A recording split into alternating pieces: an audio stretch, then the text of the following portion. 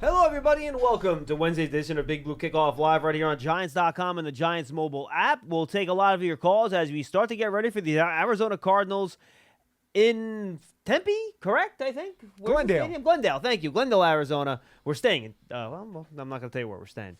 But on Sunday afternoon. I almost slipped up there, but I didn't. Give us a call at 201-939-4513, 201-939-4513. 1-3. Thank you for being with us.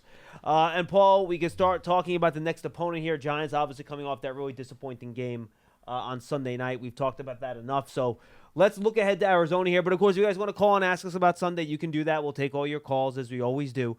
But I went back and I have not watched the Cardinals defense yet. So I'll save that for tomorrow's show when I'm on with JC. But I did watch the Cardinals offense against Washington last week. And as you might expect for a team that did not acquire their quarterback until August 24th and has limited weapons outside, a fairly simplistic passing game, a lot of screens, a lot of play action, a lot of quick throws to the perimeter. I thought their run game was actually kind of varied, but you know, this is a team that is not going to take many shots down the field. They only had one pass attempt of 20-plus yards. They were trying another one, but there was a strip sack on that particular play. So this is not going to be a dynamic passing game that the Giants are going to be dealing with on Sunday. You forget that Zach Ertz plays for them, and he's been a thorn in the Giants' side forever. And he was targeted, I believe, 12 times in the game. 10 times, sorry. 10 but times. He did lead, 6 catches for only 21 yards. He led, and only 1 first down. He led the Cardinals in targets, and 2 passes intended for Ertz in the middle of the field are almost picked off in that game as well. You know, he hasn't played the Giants since he got to Arizona. Last time he played New York was in 2020.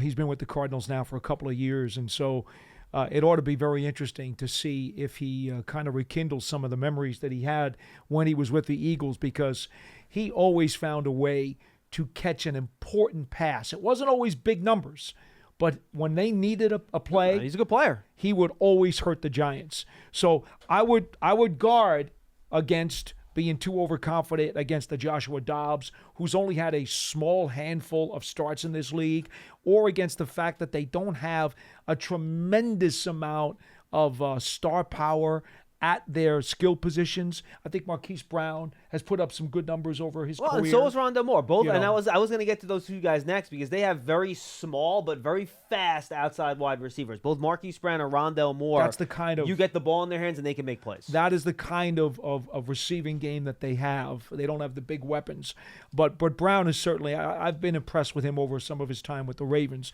But really, what it comes down to is, as I look at the game, and we know that James Conner had 4 or 5 decent years with the Steelers. Yeah, and he also ran the ball pretty well when he could run. He averaged over 4 yards a carry. And that's fine.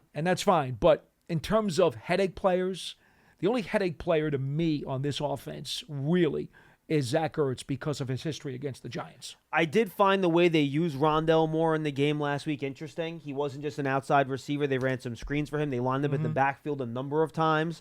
They used him on that orbit motion, which is the motion that goes behind the running back a couple of times. They put him and Connor in the backfield with Connor as a fullback once or twice. They ran Connor's a physical guy. Sure. They ran a wildcat with Keontae Ingram with Rondale Moore in the backfield with him. So they do a lot of, the passing game, probably a little bit more simple. The run game, I thought, was actually pretty complex. They did a lot of different things. They ran out of shotgun. They ran from under center. In the third quarter, they ran 3 or 4 straight plays where they put their edge player, Jesse Luketa, as a fullback. Yeah. In the third quarter. So they really did a lot of, I thought, different things in the run game, and that to me is going to be the biggest challenge here for the Giants defense, dealing with a run game where they're doing some creative things and trying to mix it up a little bit. And that's how they're going to try to move the ball. And by the way, Joshua Dobbs, also a mobile quarterback, he can have a role in the run game. They did a couple design things for him on the ground. So they do have a lot of different things they do in the run game that I think will be interesting to see the Giants defend against. Give some credit to Washington's defense because Arizona didn't even have 250 yards of total offense on the day. So despite some of the creativity that you're talking about, it's not like they ate up a whole lot of real estate. Well, you got to understand, their defense had a defensive score, and then they set up another score with another one of their takeaways. Yes. Look, I get the fact that I don't think Washington's a very good team, but they do have some stout players on defense. Oh, they have a pretty good defense. And Arizona was actually ahead for most of that game. Yeah. Okay. So, look, the Giants can't overlook anybody. I'm not suggesting that this is a walkover game, but I would say this. When you look at the matchups and you look at the headache players, there were a lot more headache players and a lot more matchups to deal with last week than there will be this week. The Giants need to understand that they've got more headache players on both sides of the ball than the Cardinals do, and they need to show that. They need to prove that. They need to go out there and do what the paper says. Do what the stats say on the back of your football card. Do what your roster is supposed to do. They need to play to the Giants. They need to play to the talent Giants on their roster and not make a bunch of boneheaded mistakes like they did in week 1. Just be the Giants. And I think when you look at this Cardinals team, the Giants should be able to take care of business. But they got to be themselves, and they can't be feeling sorry for what happened the other day. So the Cardinals scoring drives in that game, Paul, just to show fans how it went. They had the defensive touchdown, obviously, so that was their lone touchdown in the game.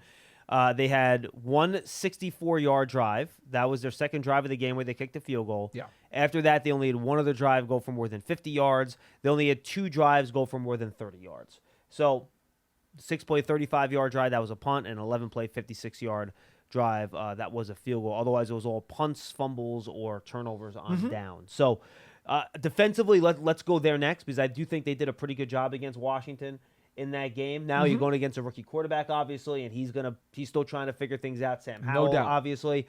But you look at the defense. Kaiser White is somebody that you recognize the name of because he was with Philadelphia last year. Jonathan Gannon brought him over from Philadelphia. Xavier Collins was a high draft pick. They've converted him to an edge rusher in this defense where I believe he was playing inside linebacker for them last year, but he's now a full-time edge.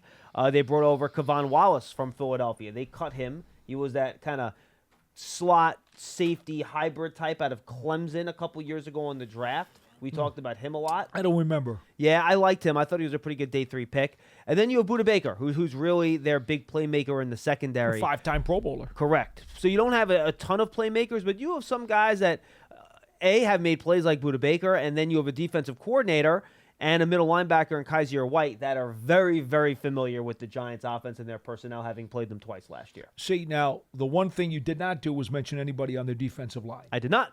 And there's a reason for that. And by the way, that's despite the fact they had 7 sacks in that week 1 matchup. Wasn't it 6? I thought it was 7. Okay, I'll look it up. You might be right. But no one on that defensive line is necessarily going to stand out. No, it was 6. You're right. Yeah. Again, this is a gut check, right? This is a gut check. You saw what happened last week. Now go out there and play your game and assert your will, impose your physicality on a team that does not have a Dallas Cowboys front. Okay? This is far from a Cowboys defensive line. So make these guys know who they are and show everybody who you are. Yeah, I mean, I'll put it this way. I'm not sure one of these guys, except perhaps Xavier Collins, who, again, is an edge rusher for them, would even be in the Cowboys' defensive line rotation. I totally concur. I totally agree. Yeah, 100%. You got to block it up better. And look, they bring that Gannon scheme, and we'll get to your calls in a second, guys, at 201-939-4513. We're going to spend a ton of time in the Cardinals, because I agree with Paul. This week is much more about how the Giants play better than about the opponent necessarily, and I'm 100% with you on that. But I do think the way the Cardinals play their defensive scheme is interesting. They rarely blitz. Last week, they only had a 17% blitz rate, 26th in the league. They don't stunt a lot. Nope. 27th in stunt rate. Nope. And they play a ton of 2 deep zone. They were number 1 in the NFL in the amount of quarters they played in week 1. And keep in mind, that's playing quarters against a Washington team that has a rookie quarterback, and they do not have a dynamic passing attack. Correct. They still played quarters defense the whole game. They only put 8 men in the box 6 times the entire game, 8th fewest rate in the NFL. They only had 2 tackles for loss and no gain, which means you're not doing a lot of run blitzing either in those packages. This is a bend but don't break defense. They're going to make the Giants matriculate the ball down the field with short passes and runs. Extreme action there, like huh? That. So they're going to make them just move the ball slowly up and down the field. They're not going to allow big plays. So to me, this game really comes down to fundamentals. This is a Paul Trench game to me. On defense, you got to stop the run. You got to make Josh Dobbs try to beat you. And on offense, I think unless they really change their strategy than what they did against Washington, they're going to dare the Giants throwing the ball against them. And I think the Giants will have a chance to run it against some light boxes to boot.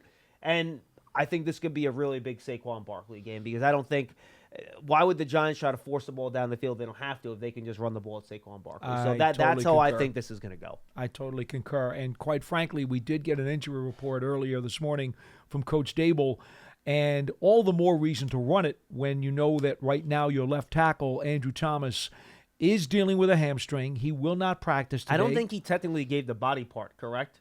Well, Thomas did. Oh, did he? Well, yeah, he said after the game. Thomas said after the game he had a hamstring. Yes. Coach said today he's not going to practice. He's day-to-day. He is improving. When Coach was asked, would Evan Neal potentially play left tackle, the only thing he said is, I'm considering everything, but it's not going to be Evan Neal playing left tackle. Yes. He basically told us that. He did say that Joshua Azudu has had some practice reps out there at left tackle the last 2 weeks. And that's when we were not allowed out of practice. Correct, because they shut it down at this point once we get to the season. So that's not something that we have been privy to. So that's interesting. And Peart is apparently healthy enough to practice today as well. He said he was going to practice today. He said the only guy that's not practicing is Thomas due to injury. Waller's getting a vet day. Sterling Shepard will get a vet day tomorrow. This is something that they planned with Waller. They said throughout the year he's basically going to have 1 day off a week in terms of practice to try to keep him healthy.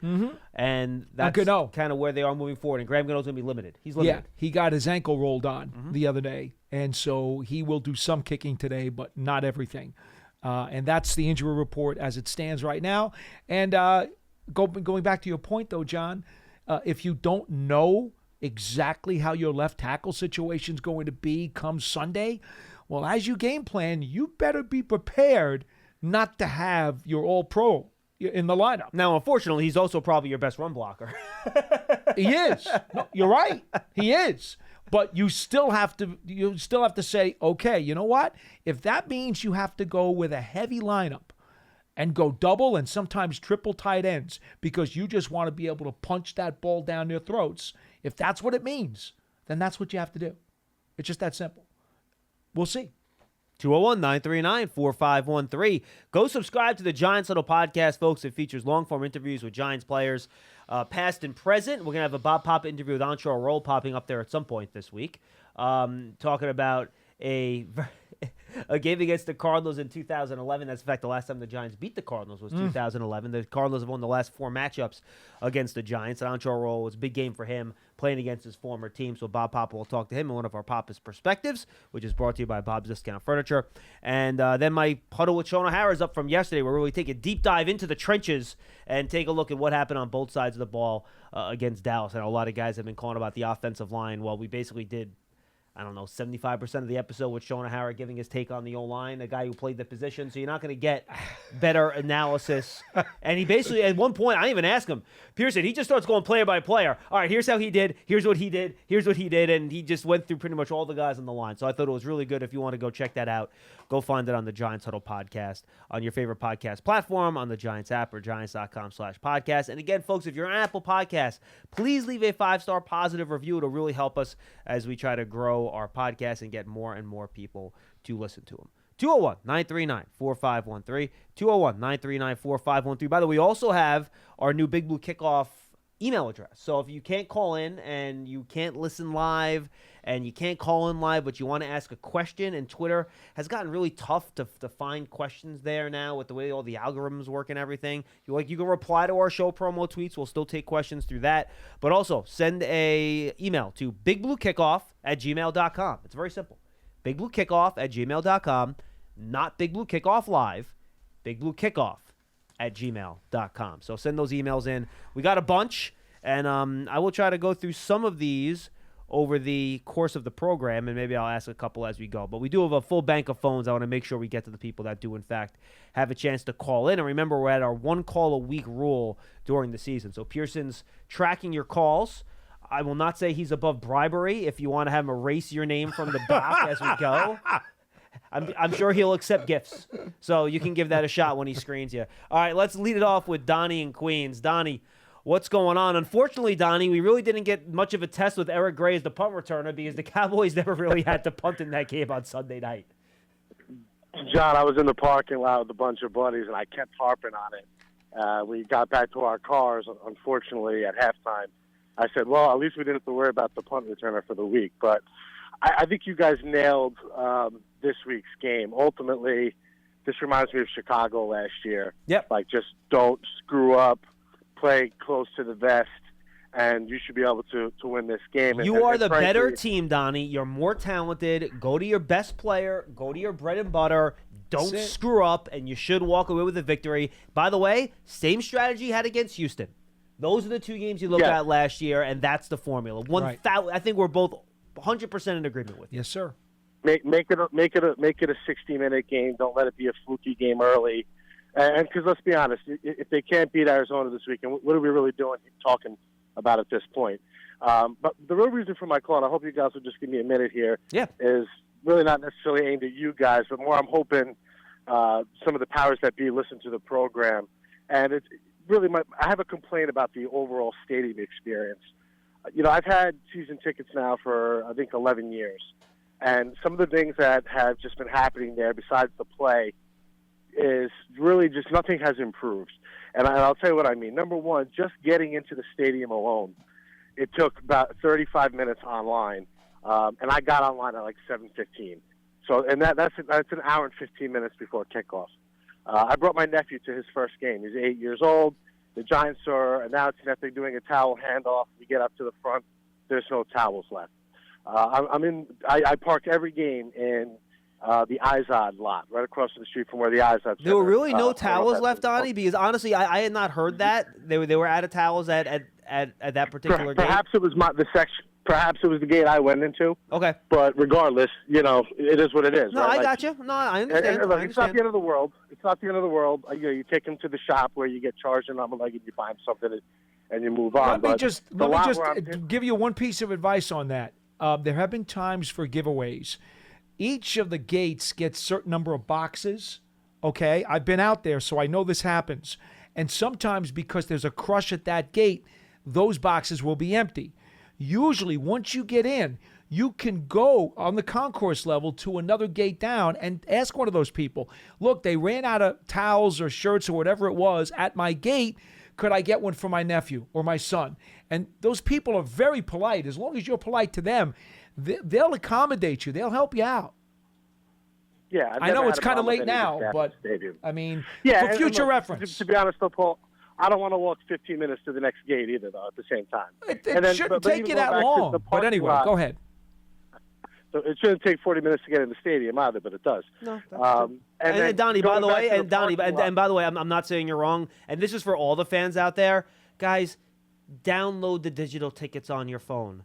The reason those lines are so long is that people are trying to use the Wi-Fi to get their tickets off of the app as they're going in. And I go through this with my Knicks season tickets all the time, where that's all digital now, too. They don't have hard tickets for the Knicks either. So everything's on your phone. You get there, you're trying to bring them up on the app, and the damn thing doesn't load because everyone's trying to bring them up on their app at the same time. So if you guys... That happened to me at the Broncos game. Exactly. So you had to buy new tickets. Yeah, so it happened. So if people have Android phone, download it to your Google Wallet. If you have an iPhone, download it to Apple Pay. Is that what it is, Pearson, right? Download it to Apple Pay. Do it at home. Yeah, Apple Wallet. Thank you. Do it at home.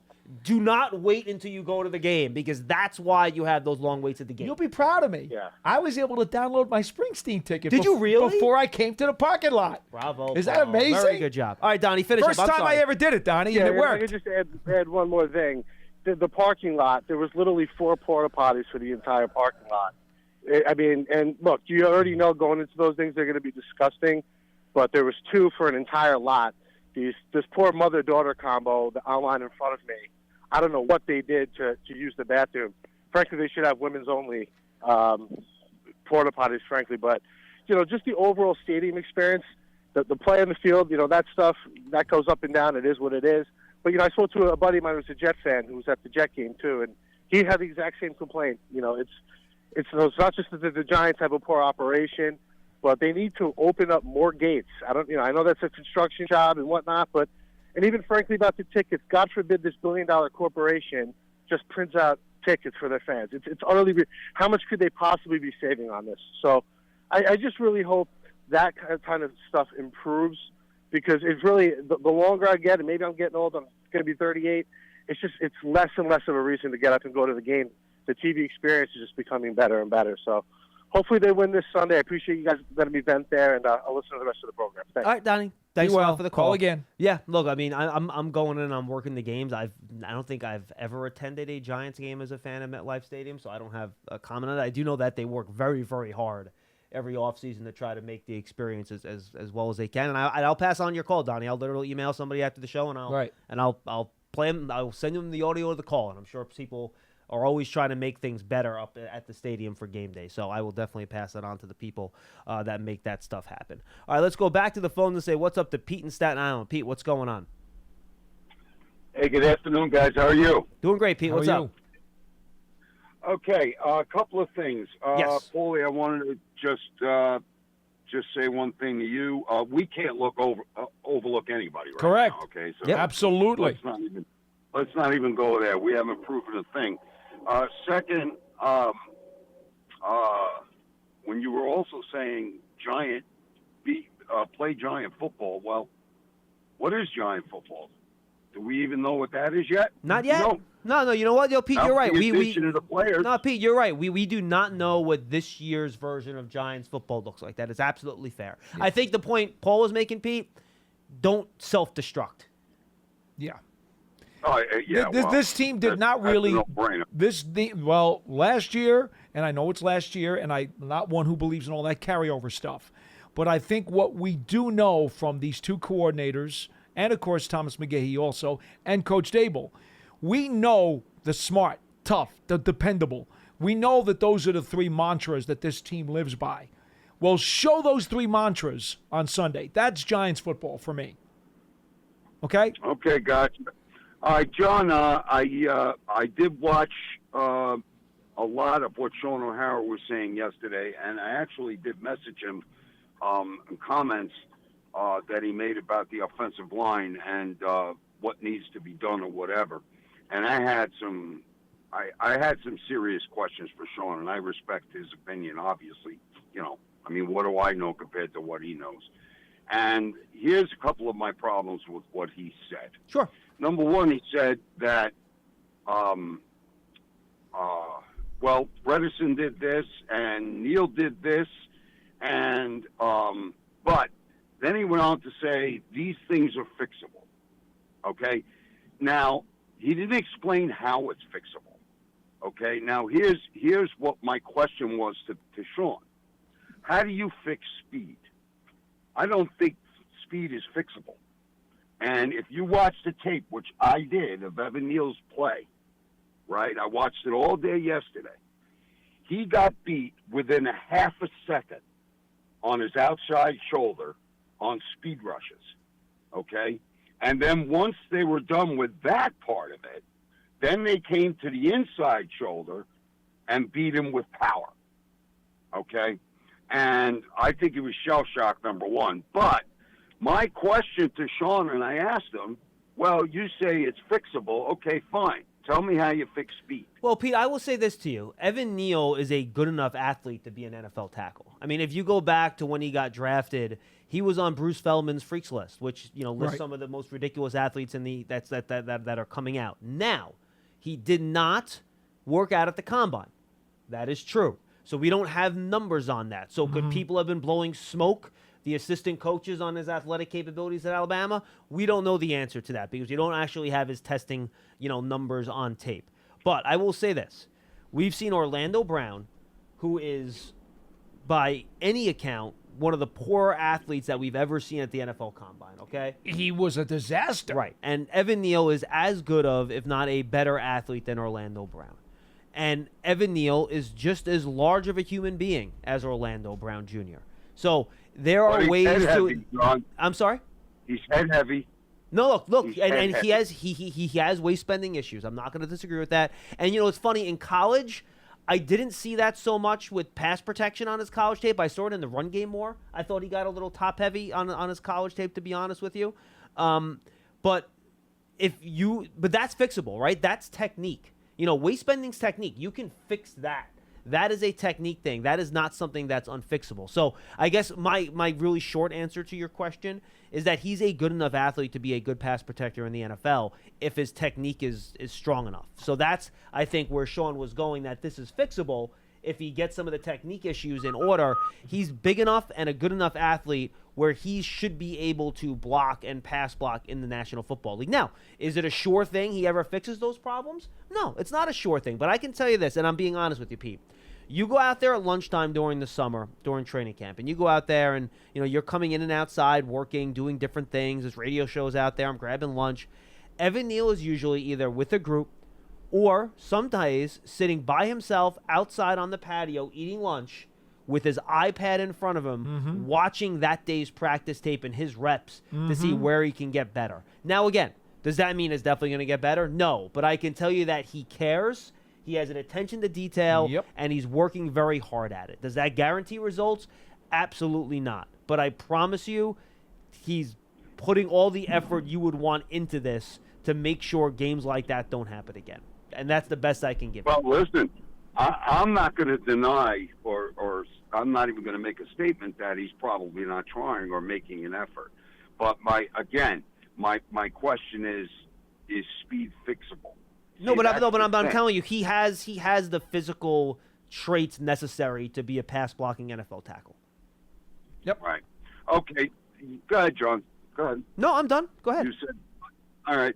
Now, yesterday I did note that the Giants had picked up. I think they were working out like 5 receivers or something like that, and I was like, what are they doing? I mean, I know there's no O-lineman out there, right? I've been reading articles about about Pugh wanting to get a chance for a workout, and especially to come to the Giants for a workout. And there was some other name being brought out there. Leo Collins just got cut today. He was released this morning. That's another lineman that I think a lot of people are talking about. And I think Collins is obviously a tackle, which would be more of a need than Pugh, who's more of a guard at this point. Yes, and he is coming off of an injury.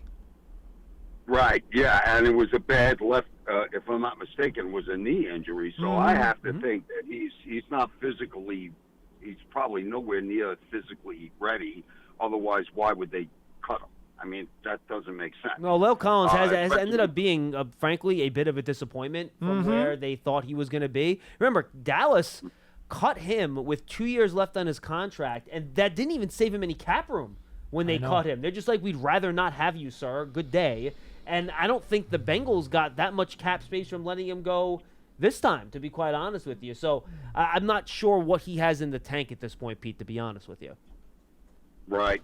And as far as Andrew Thomas goes, look, if I'm the Giants, listen, you got to sit him this week. You just have to, unless he's 100%. Right? And look, Brian Dable did say, by the way, in his presser today, Pete, to that point, that the sports science and medical people will take that into consideration when they give the recommendation to the coaches as to who will play, that you do have that quick turnaround to Thursday. So that will get taken into consideration. That's correct. And that's all I got today, guys. Have a great rest of your show. I love you guys, and I'll talk to you soon. No, thank you, Pete. I've monopolized the answer to that Evan Neal question, Paul. Would you like to add anything to that? No, in all honesty, when you look at Neal, yes, I understand he's had a lot of troubles. I think we also need to keep in mind that last year as a rookie, not only did he have the rookie learning curve, but he was also significantly banged up. For the second half of the year, yes. He really was. I mean, he missed 4 games with the MCL. And then when he came back, he wasn't the same. He was not the same. Correct. So it wasn't your typical rookie season where it was a clean, healthy season where he was able to work on, hone his skills, and go into his second year saying, I've got some really good stuff to build on. No, his rookie season was rather checkered. And so that meant his second year, he was going to be a little bit behind the curve of what you would like a second-year player to be because he was hampered significantly. I'm just saying, it's one game, all right? Against the best, maybe the best pass rush in football. Now, unfortunately, certainly one of the better ones. Unfortunately, he's now going to see Nick Bosa in 2 weeks. We'll deal with that in 2 weeks. Yes, correct. But how about this week you come out and you pitch a shutout and you don't give up a sack? You know? I mean, it's one game. We have seen guys who have bad first months, and then play better the rest of the season. Before everybody wants to throw this guy into the river, let's give him a little time. I mean, you don't have a choice. I mean, You don't, actually. He's your starting right tackle the rest of this year. Remember, Tyree Phillips isn't here anymore, and he was the other veteran who had some experience at tackle, could help out if necessary. He's not here anymore. Yeah, I mean, I don't see I just don't see them bailing on him at any point this year. I just now I could be wrong. I've been wrong before, Lord knows, but that's just not something that I would foresee happening. All right, Wilson, what do you got? Hey guys, how are you? Hey, listen, I've been a Giants fan for over 43 years. I've seen horrible losses, excruciating losses, but I never ever felt as embarrassed as I felt Sunday night being a Giant fan. I don't care what you guys say. I mean, I saw a team with no pride. I saw a team with no guts. I saw a team that quit. I don't care whatever. They quit. I've been watching football. They quit. They got punched in the mouth. And they crumbled. Wilson, it was an embarrassing loss, and you have a right to be upset. The team played really poor football. Do not judge whether or not guys are trying because you don't have a clue. Please don't bring that up again. If you do, I will hang up on you. So move on to your next point. No, okay. I'm sorry I said that word. I shouldn't have said that word. But you're going to tell me that the Cowboys, they were laughing on the sideline. They even told the reporter, hey, tell the Giants don't throw the ball anymore. You're going to tell me that nobody could get a personal foul, punch somebody in the face? Get a personal foul, do something. Wilson, that's what you want. Wilson, that's what you want. You want one of your good players to punch somebody else in the helmet and break their hand. Dude, no, goodbye. I'm sorry, Pearson. That's a ridiculous comment. I'm not going on from that. I'm sorry. Wilson, I love you. Call back next week. But that's just asinine and stupid. Be a pro. Be a pro. You want someone to haul off and sock somebody. That's not how you fight. Wow. That is not how you fight on the football field. That is what happens when you throw a tantrum because somebody else is outclassing you. And that's not what Brian Daboll wants his players to do. No. Getting yourself ejected in that manner is more embarrassing than losing a game. It is. Yeah. It really is. Yeah, because it shows, do you know why? It shows that you are admitting that you are not good enough to beat the other player in front of you at the game you're competing at. So you have to punch them instead. And step out of the rules. Yeah. That's pathetic. And get suspended. That's pathetic. And potentially hurt yourself. Very shallow comment, my friend. Yeah. Very shallow. Do better, please. Do better. 201-939. And you know me. I let everybody go. I don't hang on. I know you do. But that's. I have a little less patience than you do usually. I know In fact, all the time. Usually it's strike 3, but I called them out on strike 2 there. This was a slow pitch softball. Sorry.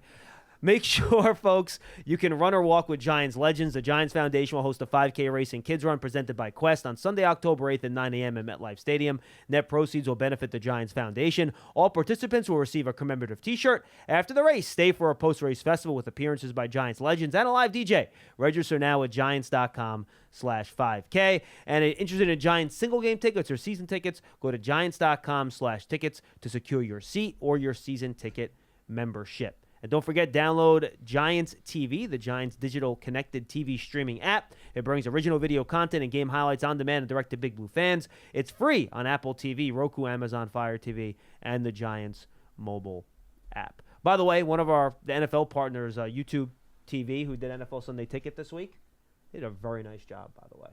It all worked. Week 1, everything was good. Had no issues with it. I was actually pretty impressed by the experience. They did a nice job. Oh, good. How was it for you, Paul? I'm too busy. Yeah, too busy to think about that. Yeah, I understand. Well, I mean, I made sure I got to the stadium early at 1 o'clock, and I had it up at the stadium, and I was watching the games. I was getting ready for the pregame show. I watched the 1 o'clock games at home. Mm-hmm. I watched the San Francisco 49ers literally, and I mean literally, put forth the best game of any team, including Dallas. I thought San Francisco I agree with that. was the most impressive game or the most impressive team of week number 1. Yeah, because it was both sides of the ball. Dallas's defense might have been the single most impressive unit, but The Niners offense was dominant. The Niners defense was dominant. Complete game and it in wasn't, every way. And it wasn't like returns for touchdowns and other fluky plays that got them there. Pittsburgh is not a bad team. No, and they are a good football team. And they're a physical football team, and they got smacked around. So I watched that entire 49ers. 1 o'clock game before I headed down here. Well, and then, as you well know, Paul, being at home with my 6-year-old and 16-month-old, you can't do that. There will be no watching the games at home. So that is why I got to the stadium early and watched the games there. I understand. 201-939-4513. 201-939-4513. Let's go back to the phones and say what's up to DJ in Virginia. He's up next. Hi, DJ. And then Lawrence and Carlos will get to you next. What's up, DJ? Hey, hi guys. How you doing? We're great. All right. So I kind of have two things. I guess the first one's kind of a rant. I'm trying to figure out, is this team like a finesse team or like what is it? Because why does it seem like we seem to get beat up by the superior teams like Dallas and Philly? Like, I don't understand it. Why does it seem like we wait to get hit instead of being the aggressor? Like from the first play where way? DJ ran. Mm-hmm. So like the first play where DJ scrambled and he slid, and then the Dallas defender hit him as he was sliding. Like, I didn't see anyone, like, go and push the guy or, like, you know, try to tussle with him. Like, that kind of stuff used to cause a melee, you know, with the Giants. It was like everyone was, like, kind of standing around. All right, you know what? I'm actually going to bring a video of that play right now. Call it back. I thought I did remember Giant players going up there to kind of push the Cowboys guys off of Jones, but I will look at that right now. I didn't see any shoves, but I thought I saw some guys make note of it. I saw one guy pick DJ up off the ground. That was about it. And to me, it's just like... Well, it should only take one player to pick up another player off the ground. I mean, it shouldn't take three guys to do it. I understand that. Right. I mean... But no, I'm just... Where's the protective instinct? You know what I mean? Like, hey, don't touch my quarterback. You know what I mean? Like, if that was Mahomes, I'm pretty sure the Kansas City, all five of them probably would have been over there. You know what I mean? Nick Gates was good at that. Yeah, Nick Gates was good at that. Well, of course, and that's why I love Nick Gates. I think Nick Gates was a watch-your-back kind of teammate. Yes. He was and I love Nick Gates for that. He was very demonstrative in terms of looking after his guys, and I think everybody appreciated Nick Gates for that. And I'll tell you right now, I've heard from people in Washington that they appreciate that in him too. Man, I love Nick Gates. I know. I mean, he wouldn't back down from anybody. I mean, Aaron Donald, he went straight at him. Didn't care. Oh, there's no doubt. Nick Gates was like that junkyard dog, you know, who was ready to bite you at any moment if you crossed his guys. And look, I think every team has to have some of that in them somewhere in the lineup. I don't necessarily know who it needs to be. Can it be a guard? Can it be a tackle? Can it be a fullback? Can it be a tight end? Can it be a defensive lineman?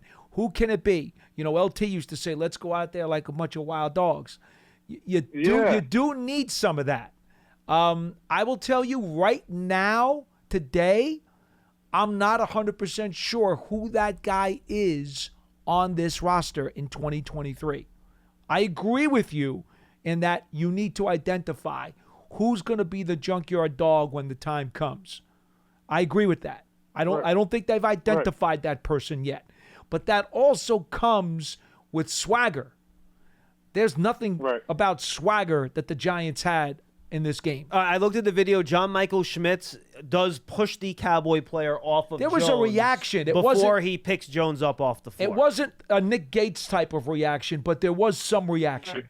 Now, unfortunately, no other offensive. You know what? And Bredesen comes over. Yeah, Bredesen. And kind of gets in between Jones and the defense. So, it wasn't like guys like throwing or pushing or anything like that, but guys definitely did go over there and make sure they took care of their quarterback. I thought they acknowledged it. They just didn't do it as demonstrative maybe as you would have liked. Well, and the problem is that he was also so far away from where the offensive line was. He was 15 yards down the field. But at some point, I'm with you. At some point, there's a time and a place to show that demonstrative response.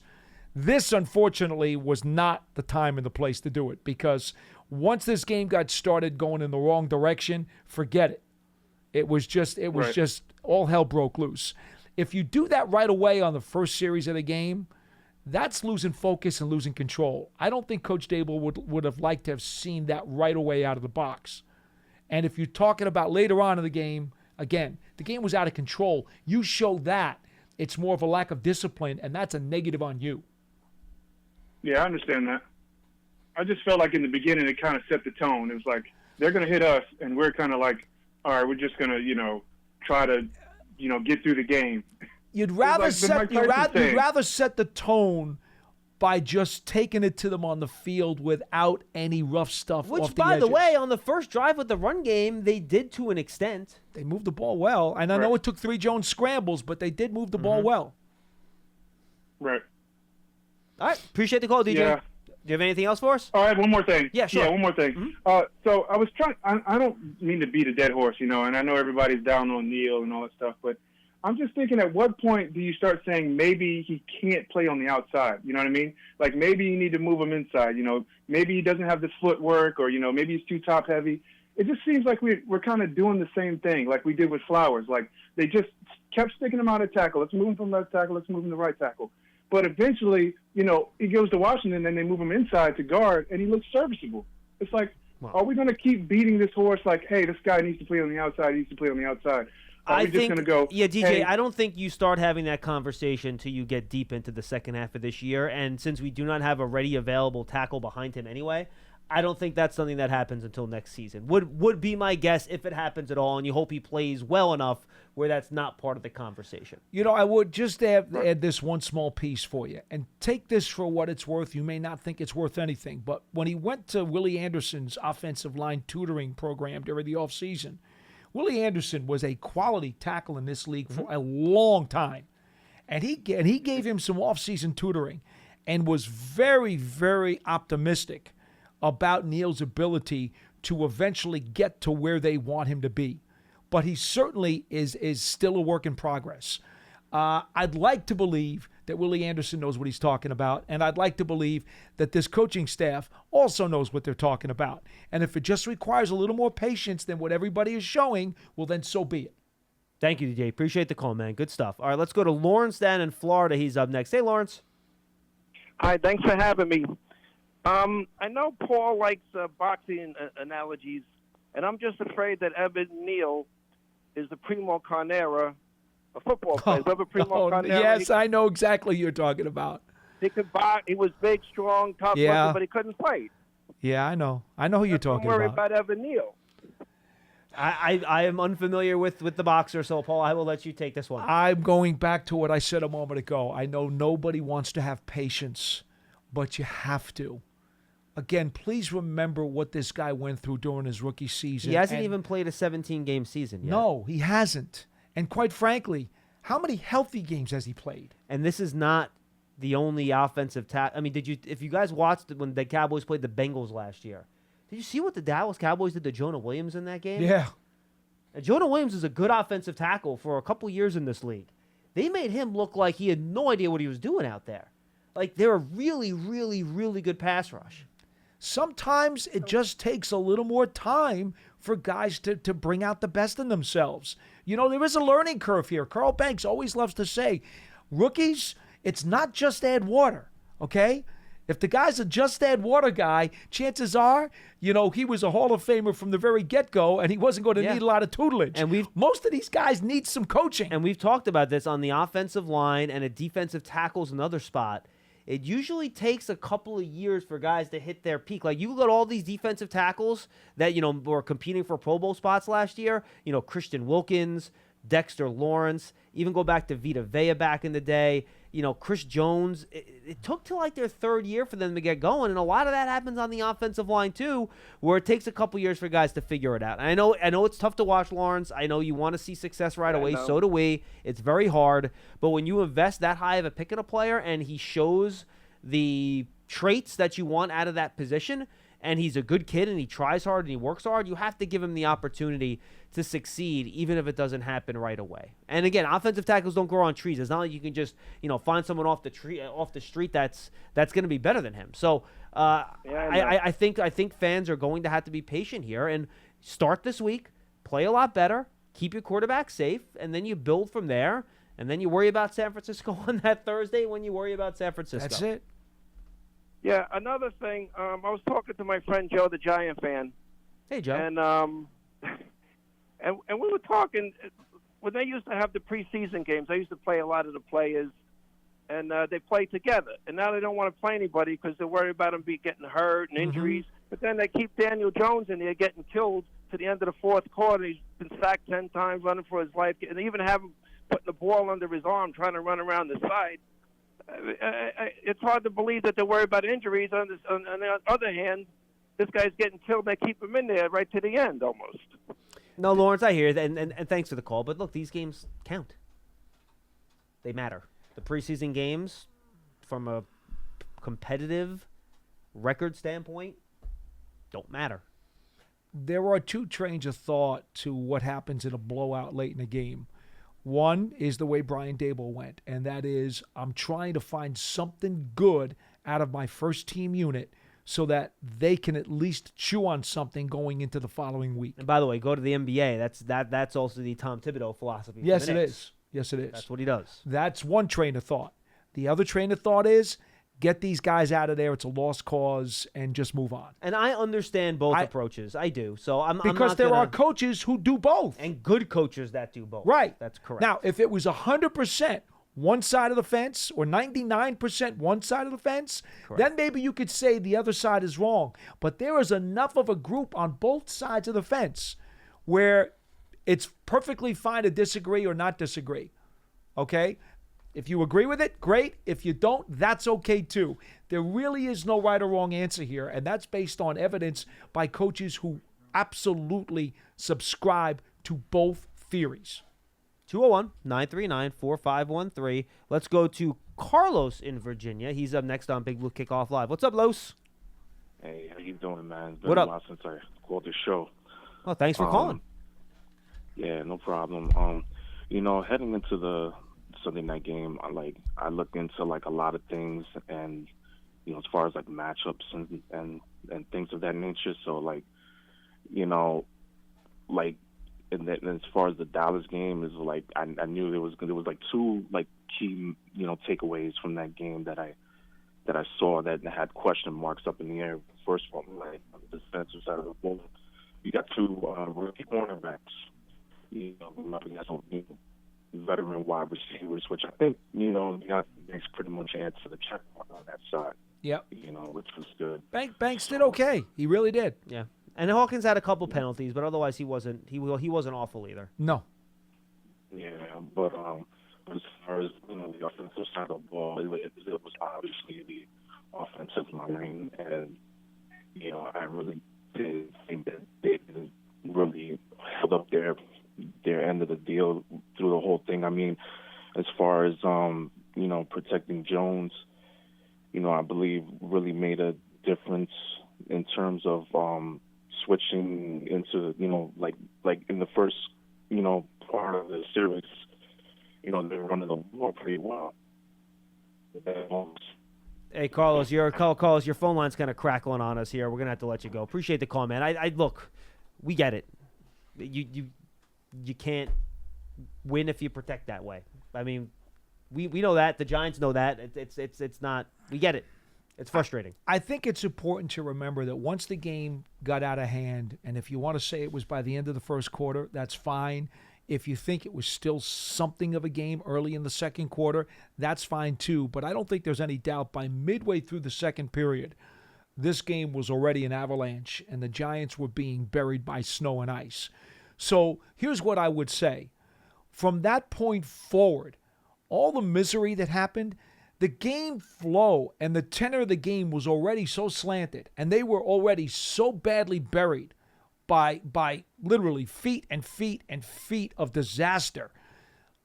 I know the coaches won't ignore it because they have to look at the tape and they have to grade it, and they've got to talk to these guys about, okay, look, man, we got to get this done right, and we can't let this happen again. I get all that. But if you try to equate what you saw in the second half after the game was out of hand to what is actually on this roster, you're making a mistake because you're looking through a warped lens. Now, I know they've got to prove it. I get that. Small sample size. It's still only one game. All right. You tell me in a month if that's the real Giants or if the real Giants are on that roster that you and I have both watched for a month. All right, let me wrap up the offensive line talk because we've been over this a million ways, Yeah. backwards and forwards. Yeah. With one of the emails. Again, bigbluekickoff@gmail.com from R. Roberts. He wants to know, on the Giants' offensive line issues, Paul, do you believe, maybe in caller mentioned this like Justin Pugh, do you believe there are free agent offensive linemen out there that could be an upgrade over what the Giants have out there in the starting lineup now?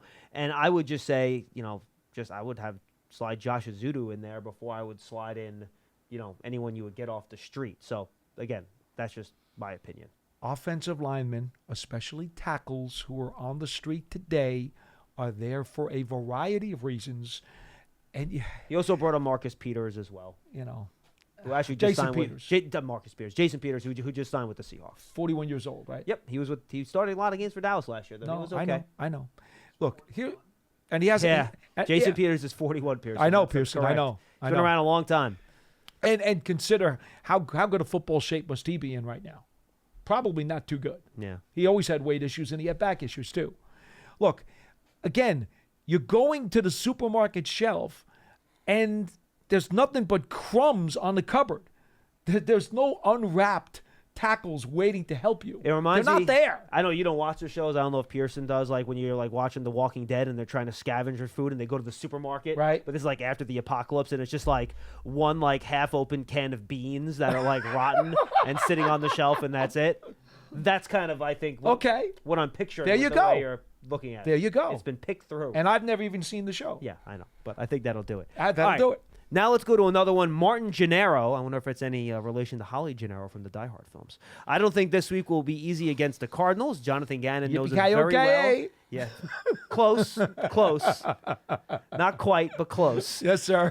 Jonathan Gannon knows us very well from his time in Philly. We have to show a completely different game plan. He put playback. I'm assuming he means game plan. If we want to win this game. Your thoughts on that?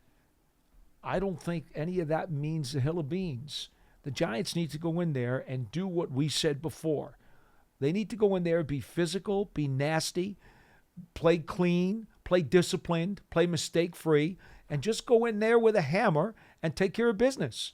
This isn't about getting fancy with your schemes. This is about keep it simple, stupid. Diane Reeves used to say all the time, the KISS theory. Well, that's what you got to do this week. 201-939-4513. 201-939-4513. Let's go back to the phones and say what's up to Tony in Las Vegas. Tony, what's going on? Hi, guys. Enjoy your program, and how you guys doing? What's up, Tone? How's Vegas? Vegas is beautiful. You going to be at the game when the Giants come out there? Actually, I have a neighbor who has season tickets to the Raider games, and he invited my wife and I to go to them, and they sit on the 50-yard line. Or in the Bucs seats on the 50-yard line, so I can't wait. That's a generous neighbor. Wear your Giants blue, Tone. Okay, I will, for sure. So I haven't talked to you guys since I moved from Huntington Beach 5 years ago. I had a stroke and everything. And oh, sorry. Hope you're okay now. Oh, I'm okay now. I'm turning 84 next month. God bless. I'm doing well. Yes, same to you guys. The reason why I called is Scott from New Mexico called in Friday and said they had the inside information that the Giants would beat the Cowboys. And he wouldn't reveal the information that they knew. Yeah. So do we have any idea what kind of information he had? How about bad? I think Scott and his buddies are probably clipping coupons this morning. Well, you guys have to ask him the question the next time he calls in. Oh, my. All right. Anyway, I want to comment on the game. It was terrible. The bad rain played right into the Dallas game plan. And we fell apart because of that. You know what, though, Tony? It shouldn't have been that way. See, the Giants needed to get their run game going. They should have had an advantage with their run game, especially against Dallas's run game, which should not have been as effective. And so rain and a wet ball actually should have played more into the Giants' hands.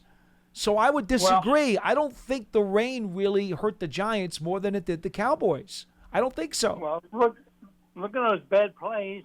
They gave them 16 points before we really got started. Well, we never really got started, but it played right into Dallas's hands. Oh, there's no question about that, but that wasn't about the Yeah. rain. That was about the Giants really screwing up. Well, true. But the whole thing worked in their favor. So go Giants. They'll beat the Cardinals this coming week, and we'll go from there. I appreciate the call. Stay well, okay, my friend? 201-939-4513. We'll see you out there in Vegas. Let's go to Albert in Arizona. He's up next. Albert, what's up? Hey, how you guys doing? We're good. Long-time listener. I've called a couple of times. You guys are coming out to Arizona, so I just wanted to take an opportunity to thank you for keeping us, informed with the draft process to now with the highs and the lows. Paul, you do a great job in just kind of injecting life back into the New York Giants fan base, because sometimes we're, just that close to jumping off the cliff. Injecting life. Some people would call it a few other choice words, but injecting life will be just fine. Thank you. That works. Well, yeah, of course. And so I just wanted to mention, I'll be over there. My pops is originally from Mexico, where he's a U.S. citizen now, but he's been a long life Giants fan. He instilled that in me. I'm 34 years old now. We're just excited to go see. We were there at the Sun Devil Stadium when Fossil made that guarantee. I was just a little kid at that time, and then we went to the Super Bowl. So we're trying to, like Eli Manning said at one point, we're not superstitious, but a little stitious, trying to make it happen, right? Yeah, sure thing. Yeah, so we're going to be there. I'm surprising them with front row seats right behind the bench. Well, it's not a surprise if he's listening to the program. You just blew it. Well, he's a mail carrier, so he steps away once in a while. Hopefully, he stepped away for this part. Okay. So I just wanted to see if I get a chance to meet both of you or one of you. It would be an honor, just because you guys do such a great job for the fan base and just keep us, alive, if I may again. Well, thank you, and we appreciate that, and hopefully we'll get a chance to see you out there. I'll be on the sideline during the course of the game, so don't be afraid to come down to the front row and say hi. Will do. I appreciate you all. I appreciate the call, man. And we've got a bunch of new names today on the phones, which I like. I know. And by the way, but Mark from Chicago sent us an email on bigbluekickoff@gmail.com, and he made the point that on Monday we probably didn't get to as many calls as we should have, and that's on me. We only probably did around 5 or 6 calls. So even when we have 3 people in here, we'll make sure we'll get to those calls quickly on Monday shows after some of these losses. Because we are going to try to do some of those 3-man boots when we can. Though next week will be a little bit different since we're going to be out in Arizona. We're going to kind of figure that out as we go right here on Big Blue Kickoff Live. Remember, folks, we have other ways to get to us now. We mentioned all the other podcasts we have. Check out the Giants Hangout podcast, by the way. That premiered on Tuesday morning, but it's going to be on Mondays for the rest of the year, the day after the game, whenever the game happens to be. And basically it's Lance, Russ, and Howard, and then we're going to have a guest starting next week joining us on each and every show talking Giants football. So make sure you tune into that. And also, remember, we have our FAN show on Saturday mornings. You could stream it live on WFAN.com with the Odyssey app. I'm on with Sean Marash. We take calls. It's only a half an hour, but we do try to get some calls in on FAN. Make sure you do that. And this year, during the pre- and post-game shows on the radio, again, if you're not in market on listening to WFAN in New York, you could stream it on WFAN.com, the Odyssey app. We're trying to take calls on the pregame show and the postgame show a lot more than we have in the past, too. So make sure, if you're a big fan of Big Blue Kickoff Live, it's Casillas and I and Paul on the pre- and postgame on the radio, depending on when you're listening. Make sure you go check that out and call in. We'd love to hear from you and talk some Giants football with you in all the different ways we're trying to put all this together on Giants.com, the Giants mobile app, and our radio network. So make sure you go check all of that out. For Paul Dottino, thank you to Pearson Butler for manning the phones. I am John Schmeelk. Tomorrow it will be Jonathan Casillas and I right here on Big Blue Kickoff Live. We'll see you then.